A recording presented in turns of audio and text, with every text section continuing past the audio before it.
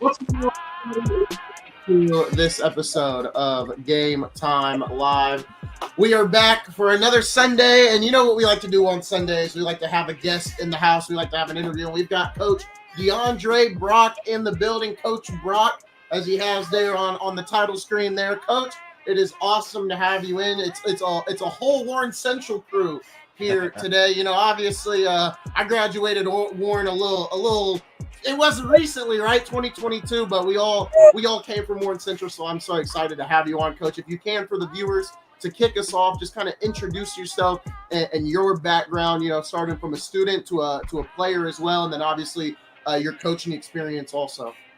Okay, well, first and foremost, thank you for having me.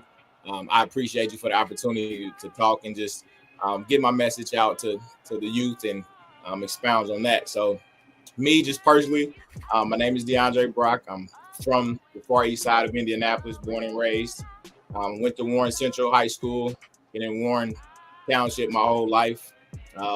Graduated 2004, played underneath Scott Hetty, the infamous Scott Hetty, who's now at the University of Indianapolis, where I played my collegiate basketball. So up underneath Coach Hetty, and I've been coaching at Warren Central for a decade. And just passing off my knowledge to the young men and trying to make sure that they're able to do the same when they're able to be in that position. So that's me. There you go, Coach. I'm going to set up some things on the YouTube and everything else, so I will pass it over to my wonderful co-host, Darrell Decott. Darrell, go ahead, take it away. Hey, Coach, I'm glad you're on, man. I really am, and you know, I'm a shameless plug guy on this podcast, as you know. So, Coach Brock's mom and I have known each other for over 50 years. So him being on this show is an absolute win for us. Win for 34th and Butler area, and also Warren Central. So glad you're on. We're gonna have some fun, man. We're gonna spitball and Yes, maybe sir. reminisce a little bit and definitely talk Dub C. But I want to start with this, right? And this may have been the pinnacle or maybe not. I want to hit 2018, man. 2018, Dub C, the year that Warren Central had. You're talking about boys state champions, ladies state champions, and then football as well, right? I don't know where to start because it's so tight, but I want to start with obviously basketball. That year, undefeated, right? I just want to hear you talk about the beginning of that year, how it started, and just chronicle that year. Because I went to probably, 7 or 8 games that year, and I was just amazed. And I got some things I'm going to share, but I want to hear your thoughts on that 2018 season that Warren Central had. Yeah, well, that season, that whole year was amazing. Obviously, with what you mentioned, girls basketball, boys basketball, and football winning a state championship title. But I'll start with the families of those young men that we had. They had a great foundation. We were just kind of extensions of, their families and the morals and values that they've already instilled into them. So we kind of knew that we had a special team before we touched the floor and began basketball. So the year before, I'm just going to go back. We had a pretty successful season. We finished short. I think we were 21-2 and lost in the sectional championship. And I saw it after that day. The motivation was there. The intensity was there. The looking into the future and knowing what they needed to do to eventually become state championships was there. So we hit the ground running from that point. We were able to get a great leader in Antoine Cushenberry, who came from Lawrence North. So shout out to Lawrence North for dropping that bag. We appreciate you. But Cush came right in, and he was the hardest worker. He let it be known that he would be the leader of the team, and our team needed that. So they allowed him to do that, and they meshed well together, and the rest is history. They just continued to work, and like I said, the rest is history. You mentioned Cushenberry, right? And I'm gonna say this: I'm a big, basketball junkie as well, right? So, and seeing the team play, I saw East Side grit, right? Mm-hmm. I saw East Side grit. I saw guys that just went at it, right? Your bigs were big, but they weren't huge, right? You had David Bell on that team, who is absolutely exceptional. What I hear, exceptional young man. exceptional, clearly exceptional athlete, and also one of the easiest young men to coach, is what I've heard as well too. That's not all. That doesn't happen often, right? It doesn't. It doesn't. Yeah. It doesn't. And again, like I said, it's a compliment to their families. Like those young men were beyond their years, not only in basketball, but just in life skills and being people. And they were truly a brotherhood. Like they bonded well together. There was it's tough that you have a group of young men or kids or anyone, at that matter, adults, who really care about someone else's success. Right. And it doesn't overshadow theirs. They genuinely cared about the next person's success. So even if they were having a bad day, game, and someone else was having a good one, that made them more happy than their own success. So it was easy to translate it onto the basketball floor. And again, I named them state champions in a group chat before we even played a game. And obviously it came to fruition, but based off of those foundational, principles, I knew we were going to be amazing. And David Bell was obviously a big part of that. So shout out to D Bell. Yeah, definitely. And I'm going to hit a point here, right? You talked about Cushenberry, but man, Dean Tate, man, you talking about a man crush. I had a man crush on Dean Tate. And Dean Tate I've said his name on this show probably 100 times, man. And I'm not ashamed, right? And the way he played, he didn't quit. He just fought. Undersized, fast, but the heart.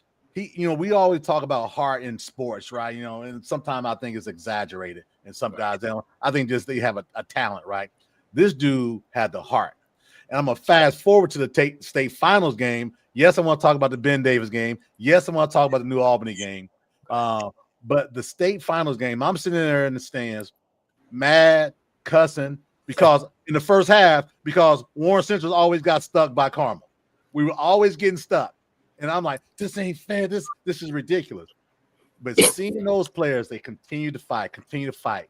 And that guard for Carmel, I don't know his name, but at the end of the game, I told my wife and my nephew, I said, he's gonna miss those free throws. I said he's had his ass handed to him all game. When he went to the locker room, Dean Tate followed him. When he went to the bench, Dean Tate followed him. And I said, the look on his face, I said, guarantee he's missing them.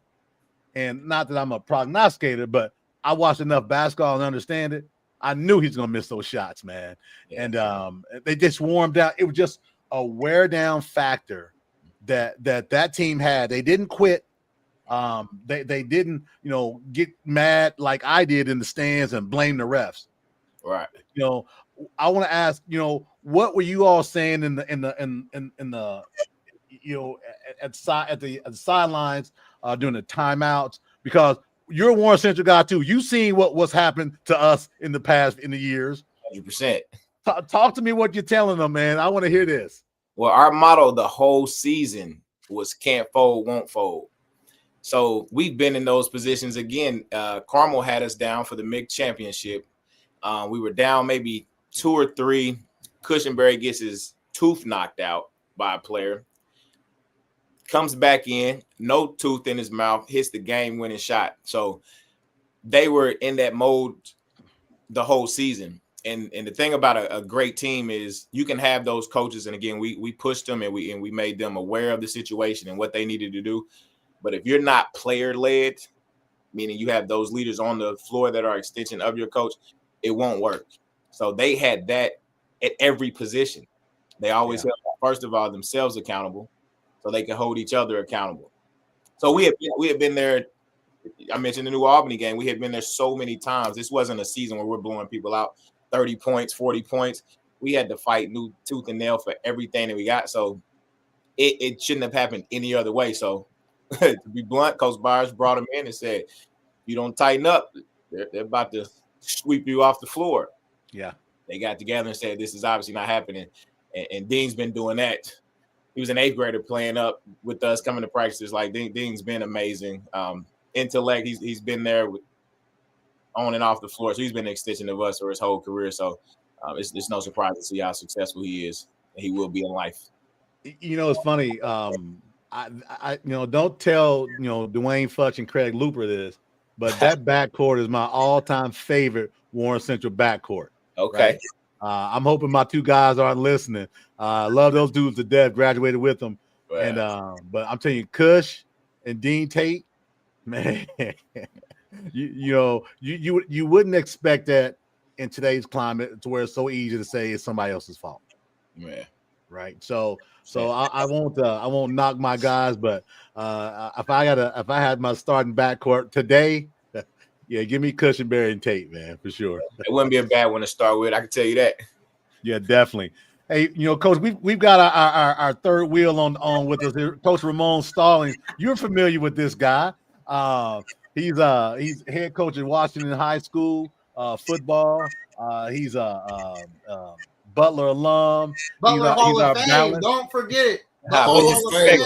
He's a Hall of Fame. Hall of Famer now. Alum. And he's here, and I know you all have some connection as well. So I'm gonna give him a little bit of the floor and let him chime in a couple of things as he's gotten settled in.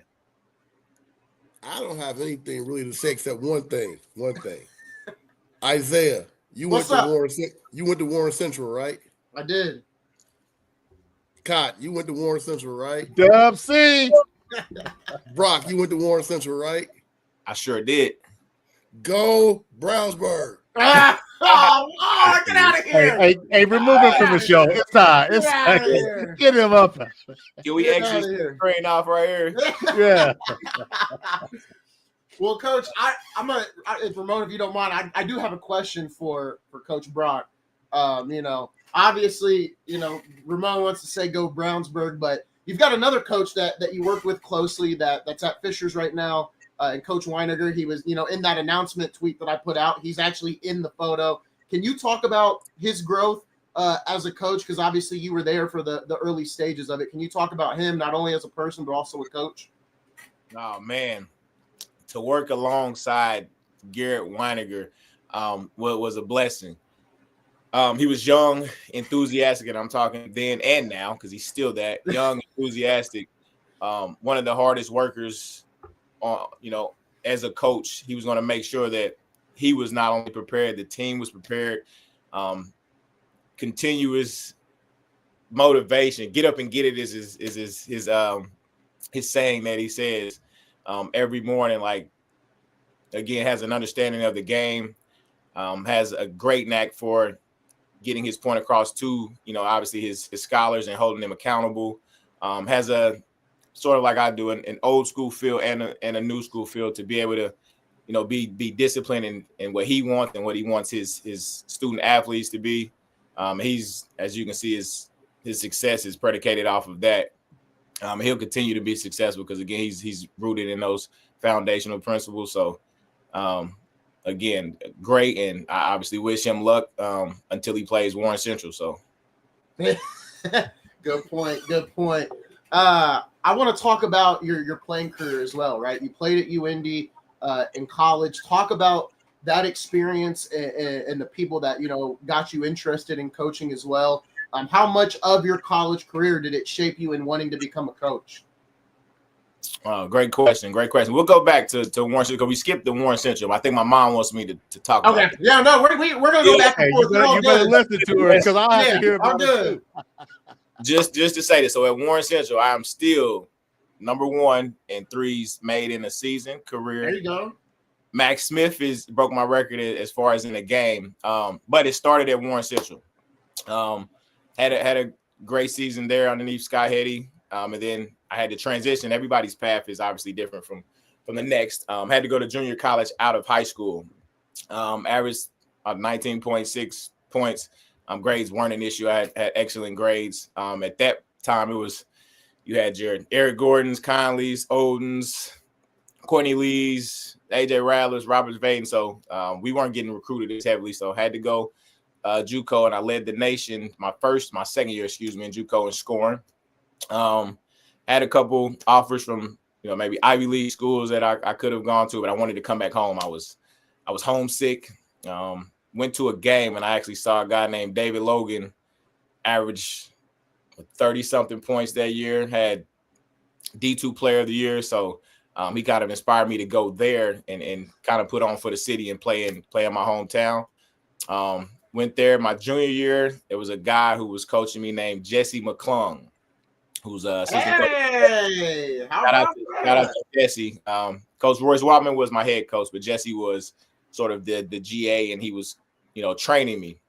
So I had a good junior year, and then Jesse kind of brought me. He's like, hey, if you want to, play professionally, these are the things that you need to do. Like, you have the skill, but these are the things that you need to work on. And I really tied into with him as far as working on my individual skill development. Great year, senior year, and then I was able to go play abroad in Germany, and then I tore my ACL. So that's what kind of got me into the coaching, because my playing career was over, and I got into coaching after that.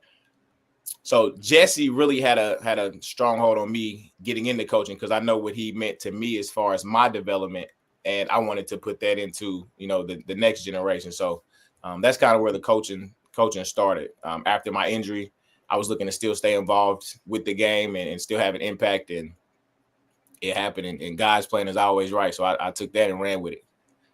It's pretty cool, especially the McClung part. I got to meet McClung when he won the River States Conference title at St. Mary of the Woods, and then obviously, he's at Valparaiso right now. So I love McClung, energetic as a coach. I love McClung's energy. I can't wait to see what he does next. Obviously, he's at Valparaiso right now, but I think when he gets that next head coaching job, he's going to do a lot of great things. Definitely, Jesse's one of the great ones. Yeah, Darrell, I'll go back to you.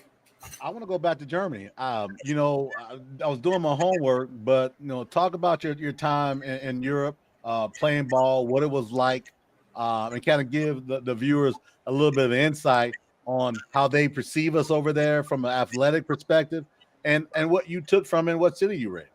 Yeah. Well, I had a great time in mine. I actually was blessed to go to Brunswick, Germany. So it was very Americanized. I didn't have a culture shock, so to say. They had, they spoke English. So it was an easy transition in that mode. And then I obviously was doing something that I love to do and getting paid to do it.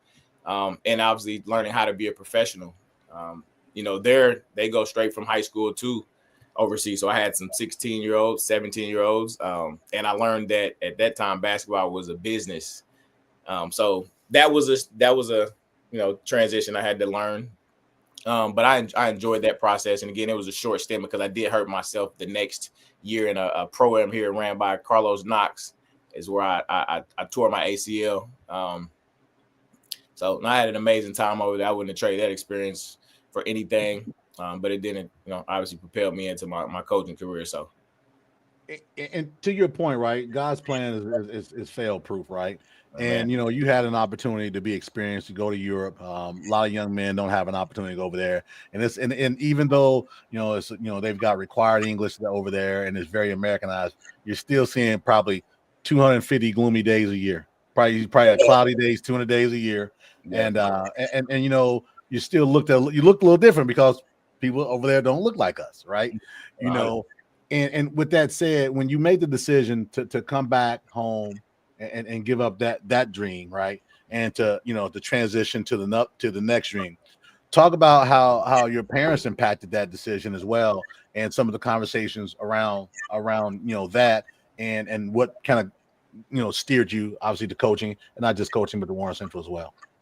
Yeah. Well, my parents always instilled in me that basketball wasn't the end all be all, which is why grades were important to them, and just having a plan A, B, and what I would do if, this didn't work out. Because again, we talked about the percentages of people who are able to play professionally, whether that's NBA or, any of the sports. So it is a very low percentage. So what is your plan after? So I always knew that I wanted to stay within basketball, and that just seemed like the easiest transition was to go into coaching, to stay around the game and to still give the knowledge that I was given to the next generation. So they've always instilled that into me, and I've been cerebral about the next steps in my life.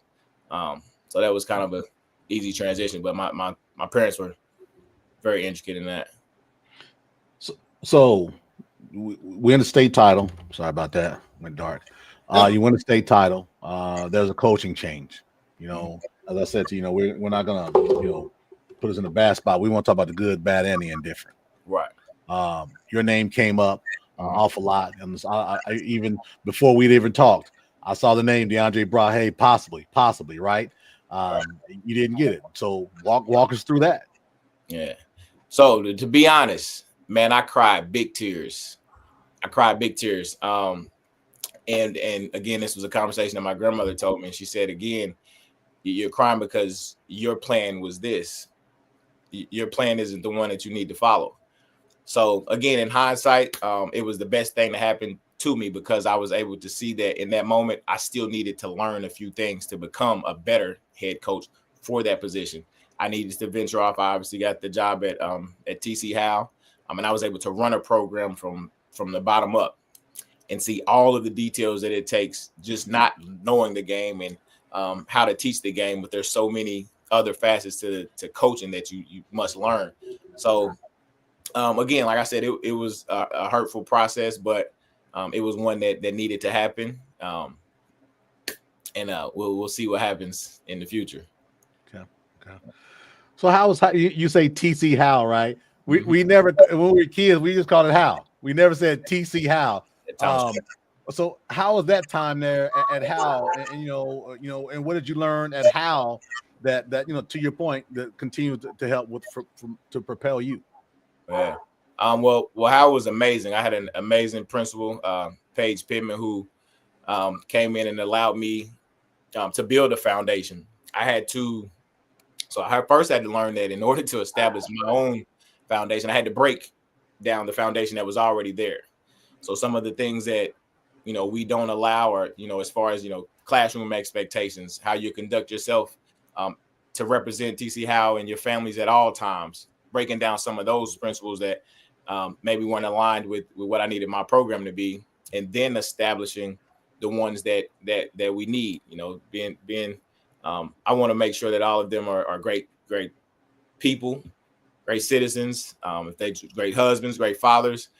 And then that'll permeate throughout basketball. My goal isn't really to just focus on basketball. Again, that's not the end all be all, but if you can have those characteristics of being a great person, you'll be set up for life. And that's my goal, is to make sure that you're set up for life after basketball. Again, we'll get to the basketball phase. So that's what I learned, that was my purpose, was to not just teach the game, but teach the game of life. So that's what I learned from that for sure. I've got one more I'm gonna hit on, and then I'm gonna pass it to Ramon and Isaiah. You also coached under my guy Greg Graham, right? Greg was a year behind us. Obviously the Amber Woods connection as well, right?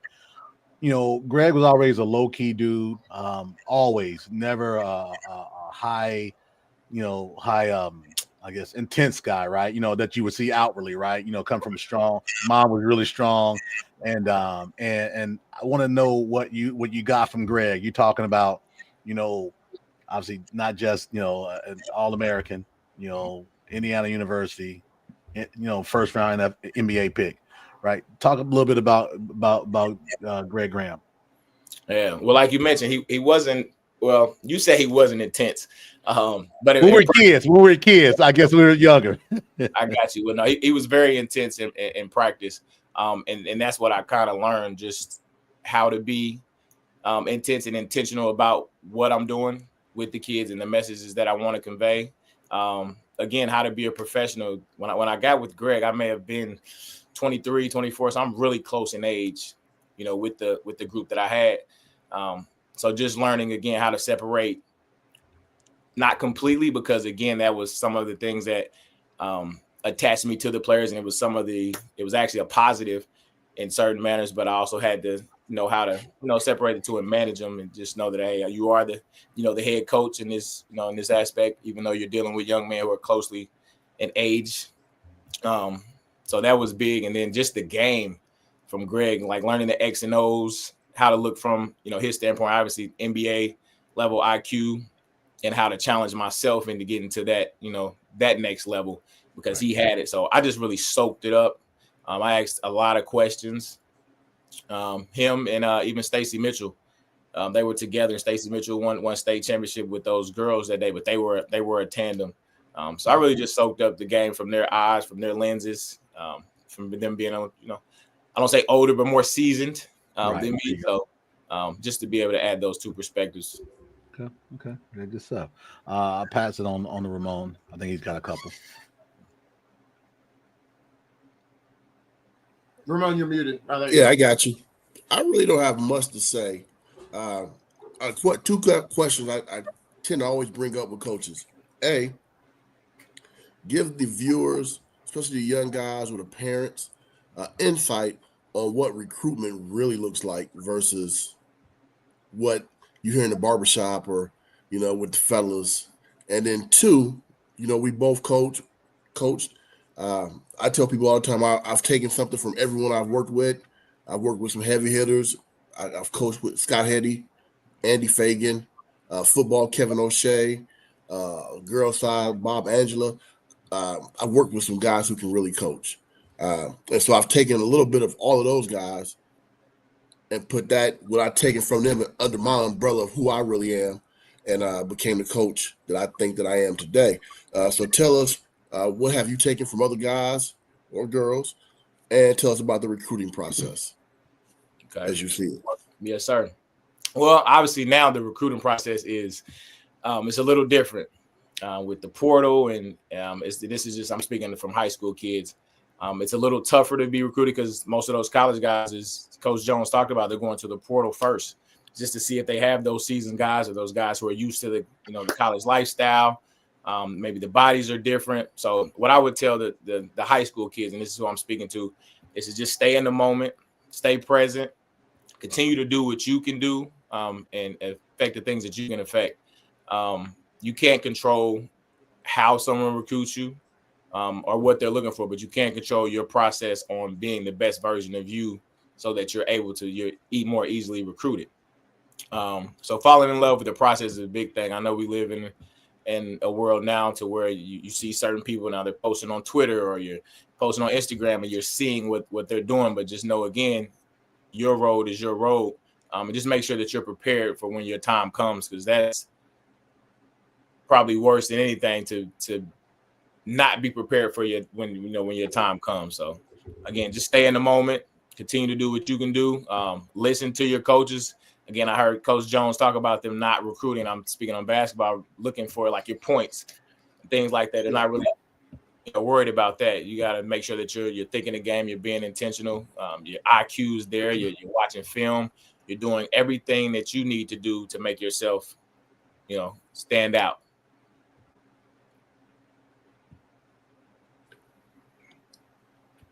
Definitely a good answer. And then just talk about coaches that you've worked under and what you specifically pull from each one. Okay. Yeah. So I'll start with Coach Byers. Again, we had the same mindset as far as discipline and how a program could be should be constructed. So again, from him, I learned what the program looks like from bottom to the top, from what you demand from your families for them to come in and expect, obviously the grades to be first, for them to be great people, for them to continuously work on themselves. We do a lot of individual skill development, so that individually you work on yourself, so collectively the team can be good. So again, I learned that from Coach Byers. From Coach Greg Graham, man, just the IQ and really looking at film, watching the other team, watching, what they do, how to kind of manipulate their defenses, their offenses, and then learning that you also have to cater your coaching styles to your teams. Initially, I would come in and I would think that, this is how I run my team, whether we're doing a high pick and roll or now we got a 3-out, 2-in situation based off of having two bigs, but learning that, you have to adjust that to the framework of your team. So you can come in with the philosophy, but it may change, and being able to do that is what makes a great coach. I think Coach Spoelstra is really good at that, being able to make the best out of what he has. So that's what I got from Greg. And then not actually coaching under Coach Hetty, but playing under Coach Hetty. I learned he had one of the best, youth leagues I've ever seen. We played together from first, second, third, fourth, fifth. It was all the terminology was the same. All of the, he had a lot of coaches clinics with his with his youth coaches, so that he was making sure that his message was translated and permeated throughout the whole program. So by the time that those kids got to him or reached his level of high school, you would know if they were ready, because you've been taught that for so long. So I learned the importance of starting from the grassroots with Coach Hetty, and I think that's something that's kind of missing, because again, it's so top heavy. Now you got kids that can transfer and go wherever. So some people are just focused on the the junior seniors or the upperclassmen, but again, building that grassroots foundation is something I think is key. It's crazy you said it about Coach Hetty. So I coached with Hetty over at Carmel. And when we walked in the door, the first thing Hetty did was we went to the Carmel Pups basketball program, and he assigned each coach a grade level, and told all the parents and the coaches, you're going to listen to this coach right here. And he's going to teach you what we do at the varsity level, verbiage, communication, offense, defense, etc. Yeah. So, yeah, I learned a lot from Coach Hetty. He was definitely my guy. I actually coached his stepsons, Clayton and Sam, in AAU. That's how me and him became really cool. So Hetty taught me a lot. I definitely understand what you're saying with Coach Hetty. Yeah, nope, great. So, definitely got a lot from Coach Hetty. And the story on Coach Hetty and on Luke. So, and Coach Hetty won't like me to say this, but I'm going to say it anyway. Bring it out. Bring it out. His favorite shooter in Warren Central history was Luke Tudor. And shout out to my guy, Luke. Luke was an amazing shooter. But I was out shooting Luke, practice, game, everything. He loved Luke. So, I ended up breaking Luke's record for the three-pointers made in the game. And then my point guard at the time, Kenny Page, was like, yeah, you probably shouldn't have done that. Luke is his favorite play. I was like, well, and Luke had no problem with me doing that. Fast forward, now you see, Coach Hetty's son's name? Luke. Wow. Yeah, Luke. Luke's a doctor, man. Coach Hetty would have never said that. Luke. Hey, check this out. I'm taking my boys to get physicals for football this year. We walk into this free clinic, and someone comes around the corner like, man, you look familiar. Did you coach at Warren? I was like, nah, I didn't ever coach at Warren. He said, do you know my dad, Scott Hetty? I was like, yeah, I coached Scott. I coached with Hetty at Carmel. That's how I know you, Luke. And he works. He's a physician now. Yeah, which is crazy. But yeah, I've been knowing Hetty. My cousin played at Warren, Travis Buggs. Oh yeah. So I've been around the Warren family. I can't believe I'm still hanging around y'all cats, man. But dang, can't get rid of us. Yeah. I'm trying hard, man. Was my guy. He was one of those shooters. We had a lot of shooters come through. T Bugs was one of those, snipers from long range. So shout out to T Bugs. He's over at Geo now coaching. He actually was in a middle school tournament we held. So shout out to his boys. They did a good job. Won the championship. Hey, T Bugs, no big cousin, outshoot him. Oh yeah. Oh, he know it. Maybe 20 years ago. Yeah, I think I got Bugs on that one. I don't know. He know it. You Hall of Fame for football, right? Oh man, I was nasty in high school in basketball. I had a choice. Okay. I had a choice. Yeah, he picked the right choice. Yeah, there you go. Yeah, I'm smart. Yeah. I'm smart. 6'2.5" wing wasn't happening. Nah. See, that was my problem. That's why I had to go to point. Yeah, There you go. 6'2.5" linebacker. I'm special. There you go. Yes, sir. Hall of Fame. Coach, go ahead. You want to go ahead? No, go ahead. Go ahead. Coach, I want to ask. We've been talking about everything. I want to talk about the current day right now. Am I saying it right? Phalen? How do you say it? Phalen Leadership Academy. Phalen. Can you talk about that a little bit? It's your fifth year there as the athletic director. Excuse me. Talk about that whole process, how you got there, and how much has being an athletic director maybe have changed your point of view from coming from the coaching standpoint for the last couple of years. Yeah, well, after Hal closed down my first year coaching, all right, COVID hit, and then the school was closing down. So one of our principals at the time had already, ventured off and went into Phalen Leadership Academy and kind of, saw it, and he liked the leadership team, which was run by Nicole Fama, and the CEO was Earl Martin Phalen. So he liked the leadership team and asked us to come over. And as soon as we walked in the building, we loved it. The family feel that it had, and they were growing I think they start off with maybe 100 kids, and now we're at 835 over there. So the athletic programs were just getting started, and Ms. Nicole Farmer asked me if I would like to help build that, build those programs, and that's kind of what we've been doing these past years. We've added football has been intricate. We got boys and girls basketball. Soccer team is amazing. Actually took the soccer team to Warren Central for senior night, and I was conflicted. But the Phalen soccer team, beat Warren for senior night, and I had a ball just seeing, obviously my group of kids that I impact every day kind of go over there. It was bittersweet, but again, that's been an amazing process. We're in the works of still building and obviously getting more things, and we got volleyball starting. So there you go. Girls flag football. So we're just trying to obviously just build and compete with the rest of the schools. And again, it's been an amazing experience. I've learned a lot, obviously, from the admin side, a lot different from coaching.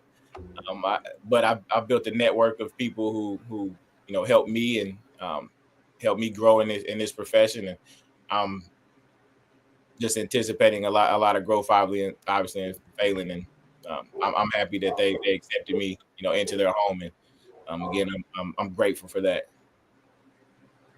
Awesome. Darrell, you wanna go ahead? So a couple things I want to hit on, right? So your journey's been long and stretched from the United States to Europe and around, and I don't know what your ultimate goal is. I want to get on that, but I want to give an example of rags to riches, right?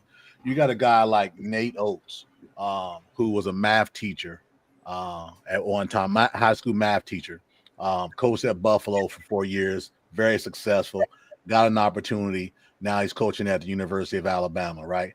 So a lot of guys say, well, hey, you've got to grow up in this lineage and you've got to have this to be there. Right. This guy was a math teacher, man. Right. He's a math teacher. So, I want to parallel Coach Brock. So, you're in high school. What's your ultimate end game? What you want to see, and who do you see someone like a Coach Oates or whomever who's come from this to that, and how does that help? Oh, heck, even locally here, Frank Vogel. He was a video guy I think at University of Kentucky. He was just a grad video guy. Now he's an NBA champion, and he's made enough money he doesn't have to work again in his life. So what does Coach Brock want to see? Where do we see you in 20 years? That's a great question. So my goal is obviously to get back into coaching and to be a head coach here in Indiana. I love being in Indiana. The spirit of basketball is second to none. And again, I had the chance for that year, and then it was gone. So that's been my process for these last 5 years, is to get back into there. So that's my short-term goal. And do I want to coach past that as far as collegiate and like professionally? As of now, I don't. I really love the experience with the high school kids. I love that process, from seeing them grow from young men to men, and then watching them grow after that. So again, I think getting back into the high school realms as a head coach is what I'm looking forward to doing. And then someone who's come from that was a good one, who could do that and come from that to you got me there. That's something I was thinking about, right? Because you hear these stories, right? And then I knew we were going to be talking. I said, man, this guy's he's got a great foundation at home. He's sharp. He's an East Side kid. He's Warren. Hey, he can do whatever the hell he wants. That's why the question came up. Who could we match up with that with regard to the rags to riches and that type of thing? And it's tough to find off the top of your head, right? Because you weren't ready for that, but it's something to think about. Yeah, no, definitely. And again, I just don't know everyone's story, if it even came from rags to riches. But again, we mentioned people who I think could go, far. I could start with that. Again, off the top of my head, Gary Weininger is one, just because I know the work, like me and him side by side, with Coach Byers. And I think Coach Byers would say this as well, was a blessing. Like, we were two young, hungry, eager, always going to be in the gym, and again, always going to put the work first, and never really worried about where it was going to pan out. We just stayed into that process. So I know for a fact that that's going to lead to success in him. So I would mention him from that. Again, I don't know if his story's from rags to riches, but I know he's going to keep going up.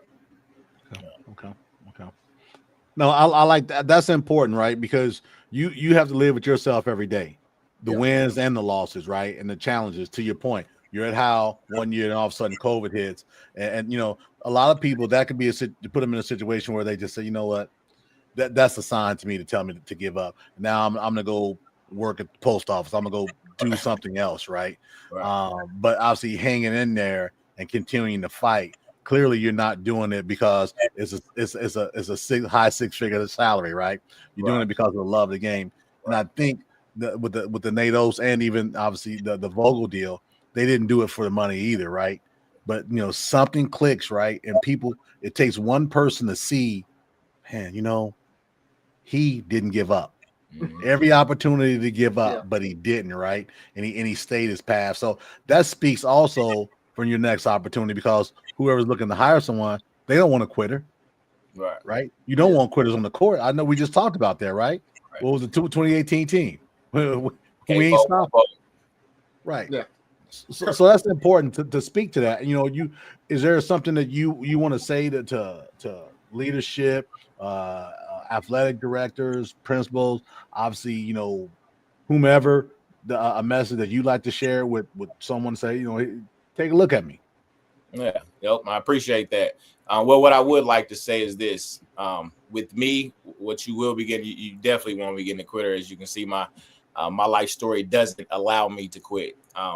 And you'll get someone who's going to instill in your student athletes great core values to be, you know, civil, order, respect, excellence, to have great attitude, commitment, and pride, and to always reflect positively on not only themselves, their families, the school that they represent, and someone who's willing to go to bat. And again, I'm very loyal. So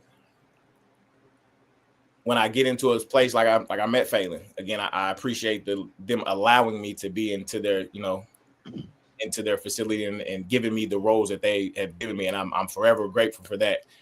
So I'm someone who's going to always give my all for someone who offers me the opportunity.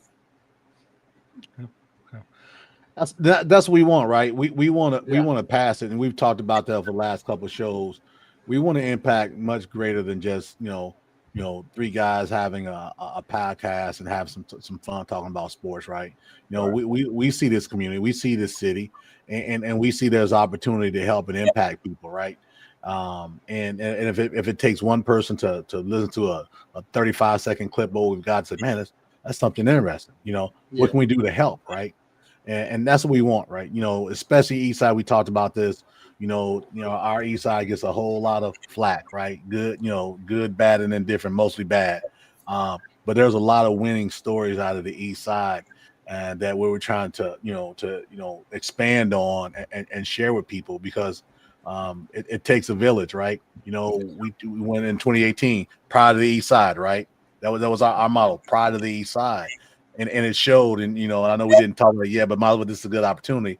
The New Albany game, you know. That was the pinnacle. So that's my last one for this piece. I want to give you an opportunity to share the New Albany game. What you all were thinking going into the game. The shot, believe me, I've got the shot on my phone, and I probably reposted it probably 500 times in every sports group I've ever been in, maybe more. So talk about New Albany and what they didn't know about the East Side. Well, obviously going into there, what they didn't know about the East Side is they had us as the underdogs. Yeah. I think Nenright, when we had Nenright, he talked about that. As the undefeated team. So that right there was the best thing they could have done to a group of kids who have always been the underdog and want to prove that they're not. You got David Bell, who's tweeting, Kyle, how are we the underdogs? Like, he was very boisterous and how you remember that, Isaiah? Yes, Nenright. Yeah, Kyle Nenright brought this up. Yeah. Yeah, they're not holding back anything. So what they didn't know is that was bulletin board talk for us. So perfect. But just to start that game out, I think Romeo comes out, he hits a 3, and he slides over to our bench. And usually I'm the type of coach, and all of our coaches are, will say something to the player. It's going to be a long night. No coach said anything. And Coach Byers looked as if nobody better say nothing because we didn't want to rally him up. Right. So again, it started off back and forth. And then we got to a point, I kind of fast forward. I don't want to skip too much, but I fast forward. We're at the point where they're up. We need a turnover. All right, this is how in tune the unit is. We had a group of guys. A guy hadn't played a second in that game, but he was tough in practice. We knew what he would offer us even in 6 seconds of play. So we're looking and we're talking about who we need to put in. I'm not going to mention the guy that we took out because I love him and we won the state, so don't get mad. We had to take another guy out, put this guy in, Jalen Moore. He goes right in, gets the turnover that we need. Again, not playing a second. Comes right back out. And again, that goes to piggyback off what I mentioned earlier. They were always ready for their moment. The guy who we had to take out wasn't mad because he had to come out. He knew that the other teammate that he had sitting next to him was going to be able to do something that maybe he couldn't in that moment. You rarely have kids or adults, like I said, that are under that influence and are cerebral enough to know that, hey, this is for the betterment of the team. So, like I said, a special group. They go in, we get the turnover, and the shot, obviously the shot is made by David Bell, and that's history. They ran it exactly, and people say they probably don't believe. Hey, Coach Byers drew it up just like that. In the corner of the box, stagger string, come off, flat screen by Jesse. I still remember it. As you can see, I play it in my head every day. Yeah. Off the backboard, and then the rest is history. But that was an amazing time for me as an alumni, coming from a school that was always football. Even when I played, I used to hear the Desmond Tardys and those guys. Obviously, when they won state, one of my best friends, they win. And, obviously basketball is losing, but we're losing to Greg Oden and Conley every year. So, what I mean? It's like we're not good. We just you got to expect that, right? 5, NBA prospects coming out. So it felt good since I couldn't bring one as a player to bring one as a coach. And I learned so much from those young men on how, to be brothers, how to put the greater good of the team over, your individual accolades. And again, from 16, 17, 18-year-olds, man, so a testament to their families, like I said, on what they allowed us to coach. We were truly blessed to have, that group of young men. It's funny, right? So I hate trying to, taking over this, but it's more essential, man. It's in my heart, it's in my blood, right? I blocked Brownsburg out down there. We didn't even. Yeah. I skipped over Ben Davis, right? So it was at the Ben Davis in Southport, right? Mm-hmm. And big man, the offensive tackle for Cleveland, right? Juan Jones. I've never seen a guy in person other than Escalade, Mark Jackson's deceased baby brother, right? Have the footwork around the rim and the skill set of a guy like him. And if you remember that technical he got, he cussed out the referee, I think. Yeah. And that helped turn, because our bigs were big, but they were 6'5", 195. You giving them 30 pounds. Easily, right? So what were you, because Ben Davis is the rival, right? That's the basketball rival, right? Yes, sir. Going into that game. Now, granted, that was, prior, to New Albany. What are you thinking? Well, going into that game, obviously, we knew this was a team that could beat us. But we did find one weakness that we felt like could propel us to a win, and that was DeJuan Jones.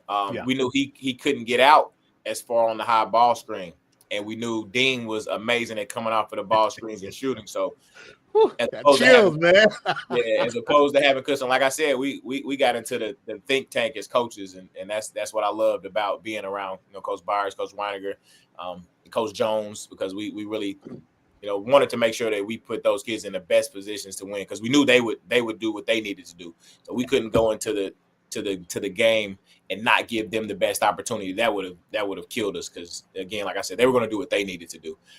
But we put him in the high ball screen. I mean, that's why he was frustrated because he knew he had to come out on that high ball screen. And then there was another guy who I think he had shot maybe 23s the whole year, maybe hit 2. We completely backed off of him.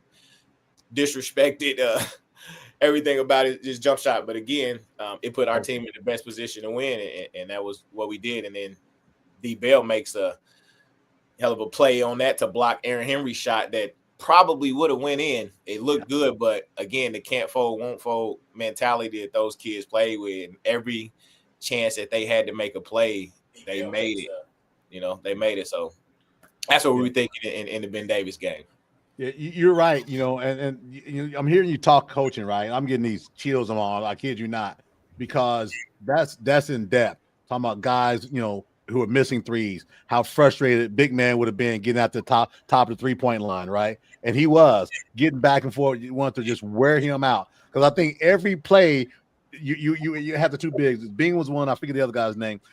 They were flipping on him. They were flipping on him, putting that 120 pounds on him as best they could. Yep. Nah, definitely. We tried to use a Mack truck down there. We guarded him with 2, like I said, with the other guy who wasn't shooting those threes. And then even further than that, we took Kush was obviously our point guard, but since DeWine wasn't going to pressure like the rest of those guys, we'll allow our 5-man to bring it up. Something we don't do. But again, it just alleviated some of the pressure from them. So again, I like being in that think tank with our coaches and doing that, and then kind of looking down the sideline to see if they would make adjustments. And that's part of coaching. If they don't make that next adjustment, this may be the adjustment that wins the game. So I like the chess moves that you have to make in the game. And I think that's one of my strengths, is to be able to do that from, being a player and being in every one of these positions that I've been in on the court. I'm able to stay even keel in those moments where it may get heightened for other coaches who haven't experienced that. And it permeates throughout the bench, and they keep that same even keel. None of my kids that I've coached will get like that, because they see it within you. If they see you flustered, then they'll do the same. And you're obviously teaching these young minds. You got to stay focused in moments of chaos. Yeah, definitely. Isaiah, I know you got something. Go ahead. I get it. Darrell loves Warren Central. I love Warren Central too. So I have no problem him asking all those questions, because I remember this state run very differently, because I wasn't at the games, but I played at that time. I played at Post Road Christian Church. I played in the league that they had there, and they would come over the intercom on Saturdays and be like, Warren Central won sectional, one set. So when they won that shot over New Albany, I mean, the guy milked it. He said something along the lines of Warren Central wins off a buzzer beater. Da, da, da. So I remember that state run very differently, because I wasn't too little. I was about to probably enter high school. I was probably in 8th grade. So it was actually my last year playing at Post Road Christian Church. But I remember that sectional run very differently, because I wasn't at the games, but man, I mean, we were really on Post Road. We were a couple minutes down the street from the high school. So we got the announcements on the intercom when they'd win state, or when they got to the state. So I have a very fond memory of those 2 state titles, because my freshman year of high school, when I got there, that's when the football team won state. So I missed out on those 2 state titles by a semester, but it is what it is, Coach. One thing I want to ask you is, being an athletic director, right? And Ramon could probably attest to this too. Is there a sport that you've gotten more interested in by being an athletic director and being more at those events? I know Ramon, I think his sport would probably be volleyball. We talked about that early in the podcast, where with him being at those games as an AD, he's been able to enjoy volleyball a little bit more. Is there a sport you've taken more of an interest into now being an AD? Man, that's a great question. And yes, soccer, amazing. Okay. Soccer, we have an amazing soccer team, to say the least. And again, we're in the process of getting into the IHSA and going through that process. Okay. But I think our soccer team would have probably won a state in 1A this year had they had the opportunity to play. Again, like I said, we went to Warren and beat those. Beat that. It was a 4A school. But just watch what they do with their feet, with the ball. I can't even do it with my hands.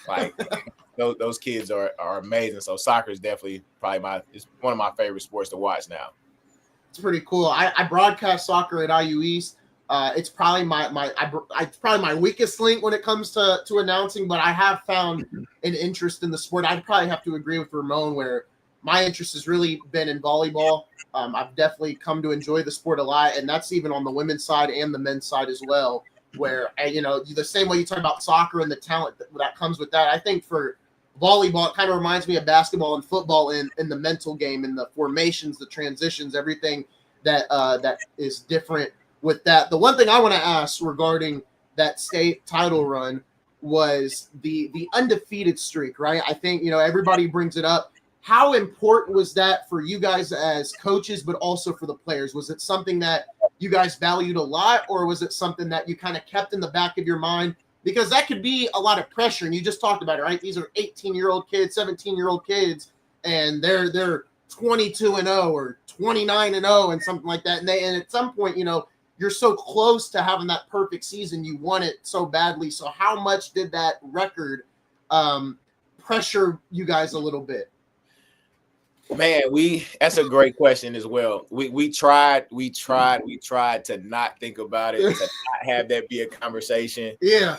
Byers did an amazing job of trying to, but I got it from the kids that, no, this is what we're going to do. Like I never, they're like, no, this is our goal. This is what we want. I was like, hey, if this is it, we got to prepare to do it. It is going to be tough. But Coach Byers tried to never think about it. But like I said, that group came in with a goal, and when those young men set their minds on something, it was tough to get them off track. Like they held each other accountable. Man, great leadership from the whole group. So I wanted, it was on my mind for sure, because I want to win a state. I wanted to let the whole state know that Warren Central is here, that we're here to stay, that this is now a basketball program. This is not just football, that we have talent in all aspects. So that was on my mind. Again, being a player from there that wasn't able to do some of those things, I really instilled that in them, because they were my redemption stories, what they didn't know. All those people that you're living through them. I was living through them. Yes, that's why I was in the gym with them more than any time they wanted to work out. I was there because I wanted to be for them what I don't think we had for us. There wasn't anyone in the gym trying to and again, we could have been self-motivated, so I'm not gonna blame it, but there was no one in the gym trying to make sure that we were the best versions of ourselves. We were pretty good, we were talented, but just to do the extra work that you never saw anyone else do, to have someone there, I wanted to make sure that I was that. Like, they used to be so frustrated playing me because they couldn't beat me, and then they would go take it out on the other team.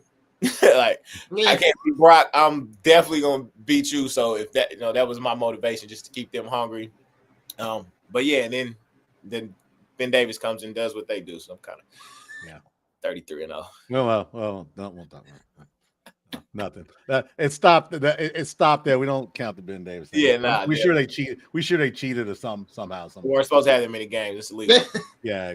I want to give a shout out to our sponsor, Matt Gaddis, real quick, as we start to wind down here on this interview. Big thanks to Matt Gaddis for supporting the GameTime Podcast. Coach, once again, awesome having you on. It was good to talk Warren Central. I had some research done, but I know this was, especially for Darrell, this was a big interview for him. I was excited to have you on, and because that, like I said, that 2018 state title, I remember it very differently from both of you guys, but it's definitely something that I grew up on for sure. Ramon, I want to go back to you. If you've got any final questions here as we start to wind down. No, man. Good luck with the rest of your season, all your teams. Definitely look forward to you getting to that IHSA with your organization. And if there's anything that myself or Scott can do to help you out, we're always there for you. And me and you'll be emailing each other back and forth. We got that first game of the season next year. We'll see y'all. Okay. Hey, man, don't hold it against me. What's about to happen? I appreciate competition. Trust me, I'm the first one. No problem. Hey, don't worry. Ramon, listen, Ramon, he writes a lot of checks sometime, right? Some of them have cashed over the years. Don't trip. I don't bounce checks, baby. Yeah, I heard what he said about Bug, so I know he got some bounce checks in there for sure. I don't bounce checks, man. I don't bounce checks. Yeah, but I appreciate it for sure. Yes, sir. I want to hit this too, right? I want to do it on air, so I want to do a clip of it. I would love, and this is selfish, absolutely 100% selfish. I would love to have as many guys from that 2018 team on our podcast to talk about that unforgettable season. One of your backup point guards, my neighbor, Beeler's son, right around the corner from me, and selfishly, of course, I would love to have a few of them on. As in today's climate, you're saying you got a man crush on us. Everybody doesn't feel comfortable with that. But it's Dub C, it's guard play, it's Pride of the East Side, and I would love to have a couple of those guys on to just hear some of those stories, right? Because again, you watch those games from afar, but you don't see all that goes on behind the scenes. I had no idea, even from a coaching mind, as to how in depth you all were with regard to the Ben Davis Center, Juwan Jones, and that makes absolute sense in what you talked about, how you play him, how you all scout it, and even to the point of where if we're in the situation against New Albany, what happens at the end of the game. Those are important things that most novices don't look at. They just look at the TV. Oh, why they let that guy shoot? That was ridiculous, right? So maybe we can figure it out somehow. I can reach out, to Sean and his son and a few others. We can get some folks on and that'd be a good nice reunion for sure. Yeah, well, I'm closely connected with those guys. We're still in the same group chat. They're probably texting now, so that's not a problem to do that. So we'll talk. I'll get all the names. I'll make sure Dean is on the top of the list. Hey, man. Hey, he did. He's great. He's one of my favorite too, so I get it for sure. He did repost the announcement tweet. I don't know if you saw that, Darrell, but he did repost it. Yeah. No, I did. I would love to see and go back in time. Ned did too. Perfect. Yeah. I would love to go back in time and see Dean Tate play against Dwayne Futch. That would be that would be some interesting stuff right there, man. Dean's ambidextrous too. What he can do with his left, he can do with his right. Yeah. Equally, like Dean can shoot with his left, just like Dean is a special talent. Like you're just looking at the surface level. Dean is special. Dean was one of the ones who would really challenge you as a coach. And some coaches don't like that. He has questions. He's going to ask why you're doing this. I love it. Bishop Smith was another one like that.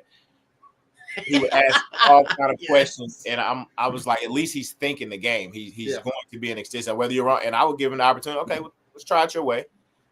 See if it works. Because sometimes it does. I'm not saying 100% it didn't, but I would give him that grace to try that. Yeah. And I think that's what they like. It's leadership. It's leadership. And allow them to do that. Because, again, I can learn from you just as much as you can learn from me. That's strong leadership. Not insecure. That says a lot about you as well. Wow. And Bishop, I mean, he does the same thing at IU East. Obviously, when he was a player, but now even there as a coach, he's still doing the same thing too. So it's been awesome having Bishop back at IU East. Obviously, he 1,000-point scorer, probably the greatest Red Wolf to touch the court. So it's been awesome having Bishop back in Richmond for sure. Yeah. Quick story about Bishop. Freshman year, he's my player. Okay. He get. Can I tell this story? Hey, nobody's watching. Go ahead. I'll be sure. I'm curious to see if Bishop what he'll think. So he gets on allegedly he gets on the bus and he has a cast on, a soft cast from breaking his wrist or something. We're going to a thumb, I think. We're going to Ben Davis to play in our freshman tournament. Bishop's my best player, 18-point average. So he gets to the back of the bus. He's getting off the bus. I no longer see a cast. I didn't see it in the first place. Allegedly, he had a cast on. It's off. Bishop comes out first quarter, has like 16 points, propels us to that win. His mom comes to me after the game. Did you not know? I don't know he had a cast on. I guess they cut the cast off in the back of that. He had it like covered up. Got on the bus. They cut it off. He's coming back. He's just like, hey, I need you to take my thumb up. He gets his thumb taped up. But the next day he comes back with another cast. I think it's a hard cast. His mom got him this time. But, yeah, that's how much of a competitor Bishop was as a freshman. He was not going to not play that game. Man, nice story. I like that. I mean, you got some work to do with I'm Bishop. about to ask him. I'm definitely going to text him You and remember. ask. You I'm remember. going to be like, wait, you cut your cast off and then put up 20 over Ben Davis? Good deal. Good deal. That sounds like Bishop for sure. That definitely sounds like Bishop. Yep. Nope. I definitely appreciate you guys again for having me on. Again, much continued success with the podcast. I'll do my due diligence to see how many of those guys I can reach out to. Yeah. They'll give you very different perspectives, but and they're a little turned up, man. I tell you, That's what we want. That's what we want. they turned up. They kept me young. They kept me going, and they'll give you great interviews for sure. Definitely appreciate it for Awesome. sure. Well, it has been a great interview. It has been awesome having Coach Brock here on the pod, folks. We've got a lot of content on the way. We've got an episode of Cox Corner coming out this week. We've got an episode of After Hours. I'll be covering the NBA either tonight or probably sometime this week. Hopefully, we're going to do a live show tomorrow. Maybe we'll have Ramon there. Maybe we won't. I know he's busy, so we will see. Ramon, real quick. OH. You got him. IO, baby. There you go. The best team in college football. There you go. Not going to harp on Darrell a little too much after the Alabama loss. I know he's feeling good about the pod and whatnot, so I don't think the Bama loss is going to matter. Yeah, man. We got some good stuff coming up. I didn't want my boys to lose, but some information we're going to be bringing out this week. That's going to soften that blow a little bit. Crosstime College Football Show. That'll be later today. Darrell, is that on our channel or 6 p.m. on our channel. All right. Darrell will be hosting that for us, so it'll be Darrell, JB, and Brandon, so make sure you guys check that out, and then we will be live tomorrow on Monday. Coach, I want to get your final thoughts on some things. Anything you want to shout out, please feel free to do so. Man, shout out to the whole Far East Side. Shout out to my grandmother, Leora Jones, who is our #1 fan. She actually got a plaque for being the #1 fan. Has never missed a game of anything in the front page of Indy Star. I love you. Shout out to my family. And that's it, man. God bless. Awesome. Darrell, final thoughts on this episode. I appreciate you getting Coach Brock on. You've helped us get the last couple of guests on the pod, so very much appreciated. I'm not ashamed of being biased about the East Side and Warren Central. All day and twice on Sunday. Love my East Side no matter what.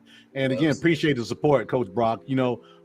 Speaking of mom, she's I can just hear it in her voice, man. She was fired up when she sent me your number. So I'll be reaching out to you today. I promise. Appreciate it, definitely. Ramon, final thoughts before we get out of here. Man, I'm Warren Central overdose, man. Hey, man. I don't know what to tell you. It's all black and gold. I may change the colors if Warren wins the state football title. I will change. I already have a hard time wearing purple at work. The best player on Brownsburg, his dad is from Warren Central. So just so you know, it's still Warren Central. Hey, if they win state GameTime Live, all the colors are going to be swapped to black and gold. But we will see how that goes. It will be a 1-week deal, black and gold, everything. I'm telling you, they win state. Hopefully we may try and get Kyle Denripe on. I'll have to text him, see how busy he is. But folks, that is going to do it for this episode. Once again, thank you to Coach Brock for joining us. We will see you guys next time for GameTime Live.